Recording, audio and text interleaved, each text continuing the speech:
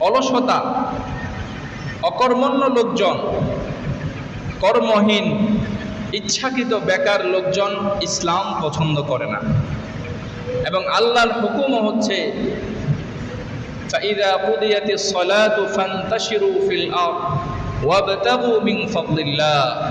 যখন নামাজ শেষ হয়ে যায়, যখন তোমার ফরজ আদায় শেষ, আরেকটি ফরজের জন্য তোমরা পৃথিবীতে ছড়িয়ে পড়ো। সেটা কি? সেটা হচ্ছে আমার পক্ষ থেকে হালাল রিজিকের সন্ধানে বেরিয়ে পড়ো। সুবহানাল্লাহ। রিজিকের ফয়সালা করেন কে? আল্লাহ। ওয়াফিস সামাই রিজকুকুম ওয়া মা তুআদুন।